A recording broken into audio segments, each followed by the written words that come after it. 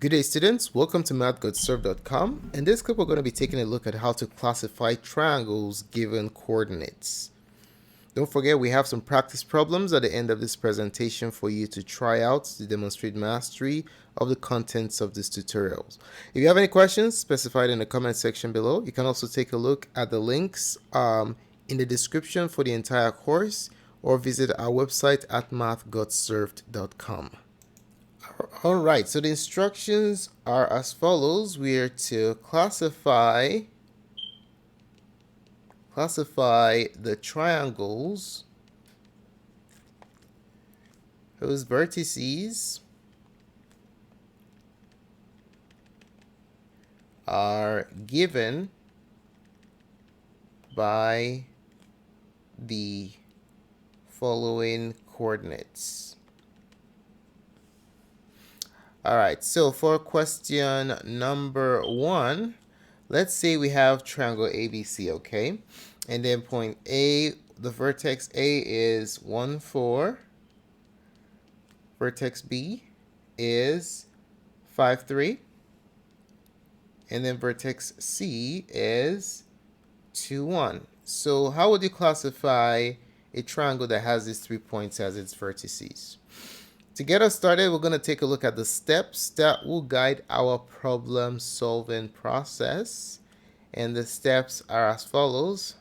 First of all, what we'll do is we're going to find the lengths of all 3 sides. Since this is classification by sides, okay? So we're going to find the lengths of all 3 sides.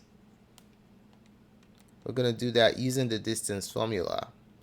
All right, and then after that, we're going to classify the triangle by its sides. So how do we classify a triangle using its sides? Well, here are the following breakdown that we're going to be using. Number 1, if no sides are congruent, no sides are equal in measure, then that's a scalen triangle. Okay. Case 2, if you have 2 sides, only 2 sides are congruent, that is known as an isosceles triangle. And then lastly, if all 3 sides of your triangle are congruent, you have an equilateral triangle. Alright, so in order for us to be able to answer this question, we need to find the length of all 3 sides. Okay, so let's go ahead and do it. So to help us find the distance between 2 points, given the coordinates, we're going to be using the distance formula, which is the square root of x2 minus x1 square. Okay, think about it as the run square plus y2 minus y1. Think about it as the run. Alright, so let's go ahead and take a look at the first side. So let's give ourselves a visual, alright, of what we're doing. So this is not drawn to scale. We have some triangle, let's say triangle ABC, alright? What we want to do is want to find the length of all 3 sides and then use that information to determine what type of triangle that is, alright? So let's first of all figure out the length of the first side, AB. So to find the length of AB, A is the first coordinate, B is the second coordinate. So this is going to be x1, y1. Alright, the indices specify the order of the points, and then this is x2, y2, the second point. Alright, plugging it into the formula, we're going to have the square root of x2 minus x1, which is 5 minus 1, quantity square, plus y2 minus y1, which is 3 minus 4 quantity square. We're just using this formula up here for finding the distance between 2 points. Okay. Alright, so let's go ahead and sketch the write our radical. Okay. So now what we're going to do is we're going to apply the order of operations in simplifying this radical expression that we have on the right side. So we have the square root of 5 minus 1 is 4. Square plus 3 minus 4 is negative 1 square. Okay, close that up. So if we simplify that further, 4 square, 4 times 4 is 6. So we have a square root of 16 plus negative 1 square. Remember, negative times negative is positive, right? So negative 1 square is just 1, like that. And then 16 plus 1 is 17. So we have the square root of 17 as the length of AB. All right, so this side of the triangle is root 17. Now let's go ahead and figure out the next side, BC. All right, so for BC, we're going to change our x1, y1, x2, y2. So for BC, the first point is B, the second point is C. So this would be x1, y1, and this would be x2, y2. All right. So plugging in the values into the distance formula, we're going to have x2 minus x1, which is 2 minus 5, quantity square, plus y2 minus y1, which is 1 minus 3, quantity square. Okay. All right, now let's go ahead and simplify. So that's going to become square root 2 minus 5 is negative 3. All right, negative 3 square plus, well, let's put it on the bottom so we don't run out of space. All right, so we have square root of 2 minus 5 is negative 3 square plus 1 minus 3 is negative 2 square. Okay, square root of that. And then we simplify further. Negative 3 square is positive 9. So the square root of 9 plus negative 2 square is positive 4. Okay, 9 plus 4 is 13. So the square root of 13 is the measure of side BC. Okay, so we can see that these two sides are not congruent. So we know for certainty that this cannot be an equilateral triangle, because in order for it to be an equilateral triangle, all three sides have to be the same. Okay, so in order to determine if it's scalen or isosceles, what must we do? We have to figure out the length of the third side, AC. All right, so if AC matches any of these, it's going to be isosceles. If it doesn't match any of these triangles that we have right here, then it's going to be a scalen triangle. All right, so for AC, since the first point is A, the coordinates are going to be x1, y1, and then x2, y2. Okay, so now let's calculate it using the distance formula. X2 minus x1 is 2 minus 1, quantity square, plus y2 minus y1, 1 minus 4, quantity square. Let's put out radical. Simplify that. We're going to have, this is going to become, let's put it at the bottom. The square root of 2 minus 1 is just 1 square, plus 1 minus 4 is negative 3 square. Okay. Simplify. 1 square is 1, plus negative 3 square is 9. 1 plus 9 is the square root of 10. So the third side is root 10. So we can see that all three sides are different. So what kind of triangle is this? This is a scalen triangle. All right, so let's write down our conclusion. Triangle ABC is a scalen triangle since all three sides are of different lengths. Since all three sides are of different lengths.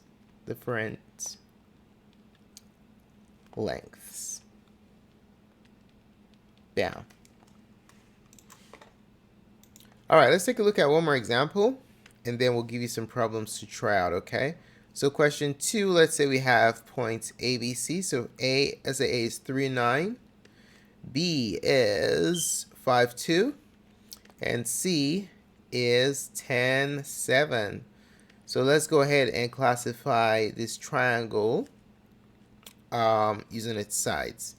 Okay, so hopefully remember what the steps are. We're going to find the lengths of all three sides using the distance formula. So the distance formula is the square root of your run square, x minus x1 square, plus your rise square, y2 minus y1 square. Okay. All right, so let's start with the first side AB. So we have this random triangle. Let's just sketch it's not drawn to scale. Okay, when we're done with the answer, then we'll know exactly what the actual measure, what the actual nature of the triangle is. So this is some arbitrary triangle. Okay, so let's call it ABC. So what we'll have to do is find the length of all the three sides. So let's start with AB. All right. So for AB, we're going to look at the square root of. For AB, this is going to be x1, y1, the first point. And this is x2, y2, the second point. So we're going to subtract the x's, find the run. x2 minus x1, 5 minus 3. Quantity square plus the rise, y2 minus y1, 2 minus 9 quantity square. Okay. And then we're going to take the square root of that.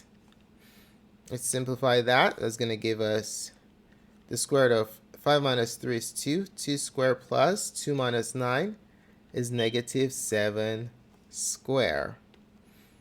Okay.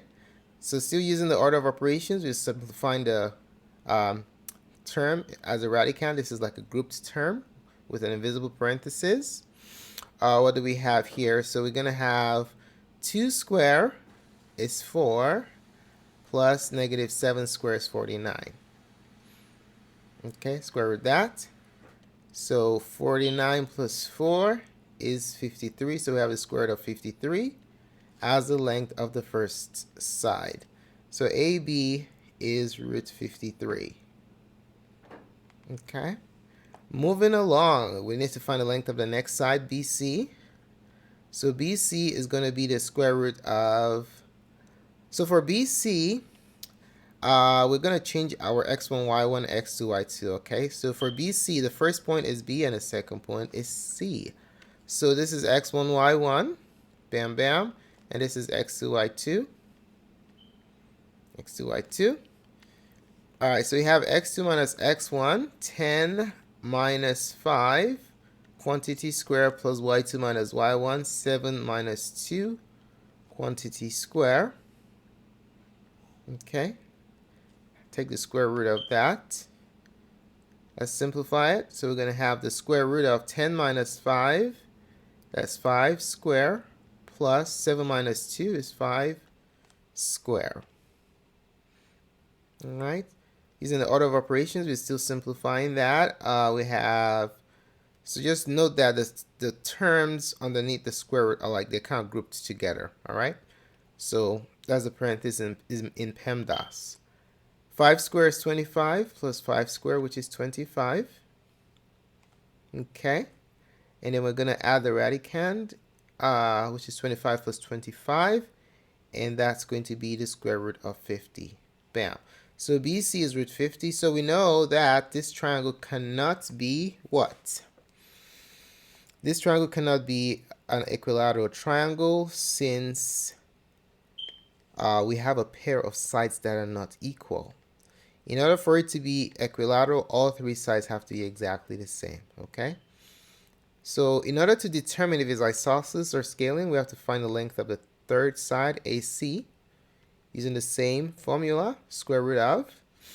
Now for AC, since the first point is A, that will be our x1, y1. x1, y1.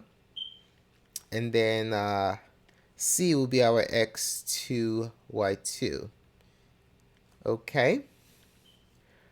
All right. So now let's apply the distance formula. We're going to have x2 minus x1, 10 minus 3, quantity square plus y2 minus y1, 7 minus 9, quantity square. Okay, and now we're going to simplify that using the order of operations.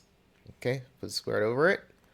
Okay, let's do it. So 10 minus 3 is 7. So we have 7 squared plus 7 minus 9 is negative 2 square.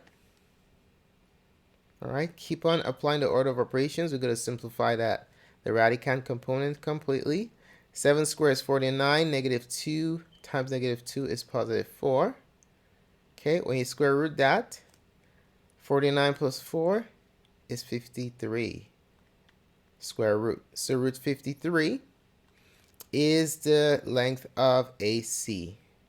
So we have a situation where you have one pair of congruent sides. So what kind of triangle is this? What kind of triangle has a pair of congruent sides? It's an isosceles triangle. So triangle ABC is an isosceles triangle since we have one pair of congruent sides, namely AB is equal to AC. So that shows that this triangle is in fact an isosceles triangle. Alrighty, so here are 3 practice problems that we would like you to try out. So go ahead and pause the video presentation at this time. Attack these 3 problems. When you're done, click on the playback button and we'll reveal what the answers are. Alright, so here are the answers to the 3 questions. Go ahead and check your work. So how well did you do? Let us know in the comment section below how well you did. If you have any questions, let us know. We'll be more than glad to assist you. Thanks so much for taking the time to watch this presentation. Don't forget to help support our channel. Tons of support resources can be found on mathgotserved.com or in the links in the description below. Have a wonderful day and we'll see you in the next video. Goodbye.